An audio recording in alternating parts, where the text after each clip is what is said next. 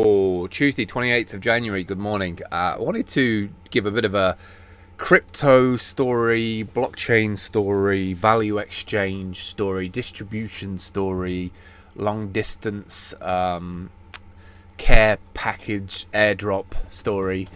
About 2-3 years ago, I knew that Dale was having a bad day and managed to somehow throughout the web get in touch. I think I phoned using either Google Voice or something like that, or did an order online with a local branch of a pizza place and had a pizza delivered to her house, which was kind of cool. And yesterday she was having a particularly bad day, and so because she's been battling like a health issue for like 2 or 3 months, she's going to like a physical therapist every week, twice a week. And yeah, just lots of changes, and she's just having a shitty day. So yesterday I wanted to do something. I wanted to kind of get her like a treat, or just some kind of pick me up, and I couldn't get it until the next day, because even Amazon Prime's awesome, but it was like next day. And then I realized that there'd been like Whole Foods and other branches do this thing where it's like a 2-hour delivery thing now.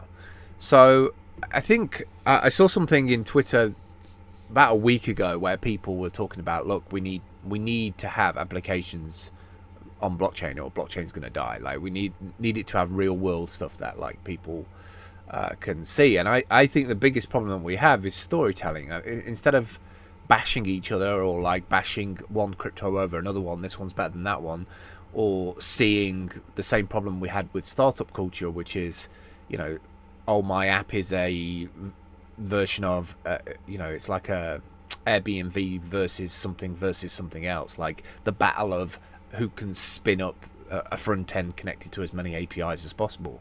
What we really need to be doing is storytelling experiences that people have not had yet, that they can't necessarily buy unless they're part of that ecosystem. Like, everybody can get hold of an ATM card or a Visa card, or like, those things are relatively easy to get.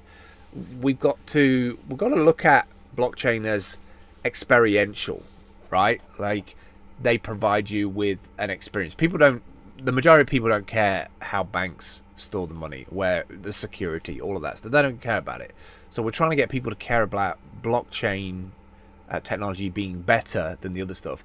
All people care about is they want it to be better, more efficient, maybe have a little bit of governance and more privacy, and they want it to be cheaper and as fast or faster than what's already out there.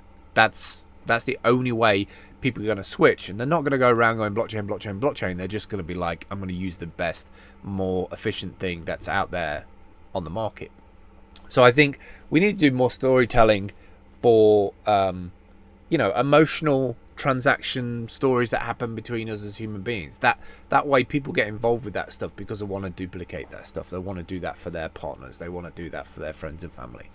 So it was kind of cool yesterday. I managed to not only do the Prime thing, so today when she goes to the PT, she gets like a bit of a treat thing, British treats today, but yesterday had some foods delivered within 2 hours, which was crazy. From looking at the site, getting some money converted, buying some gift cards, all of this like crypto powered to actually make it a reality. But it brought home something to me, is that we need to do more storytelling about that transaction, that pipeline, that tree, that value exchange. Because I think, especially me, like 3 or 4 years ago when I got into crypto like properly, is that I was kind of just happy to just take a weekly wage or a monthly wage. And now my eyes are so much more open in terms of my time, my value, and the abilities to store and invest in these value economies. And I think the more people that wake up to that, the more we're going to look at things granularly, which I think we need to do. Like, there's just so much overage and so much wastage and so much poor distribution, so that when you something like Whole Foods or Amazon or any of these platforms that can do this kind of delivery thing in a speedy fashion the next day, the more people adopt that, my logical hopeful thinking is that they'll start to look at this like as, okay, we've got like 100 orders coming now, and we're going to send out an electric van and we're going to deliver them all in 2 hours to a certain place. That stops all these like one person 5-litre, 8-litre SUVs just going to the mall to go and buy one thing.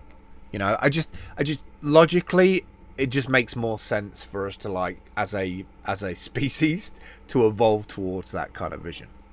So I wanted to write about it because I feel like we're living in the fucking Jetsons. Like, we're always like, when I was a kid, I was like, oh shit, flying things and like living up high in the clouds, and you know, things that slide up and bring out your dinner, replicators on Star Trek. Like, we have a lot of these prime algorithmic decadences already today, and we need a story tell about how that made us feel rather than what it is. Less gloating about, oh, we're, you know, revolution, and more about, you know, how you've been able to take back time in your world, and why it's been important to go further than just the transaction, to look at the value before the transaction, look at the value after the transaction, the human impact of having blockchain technology in our lives. All right, I'm going to go to the shop now because I need some supplies that I can't get in 2 hours because of where I live and because of my country being so bloody backwards. All right, I'll catch you soon. Take care. Bye. Drifting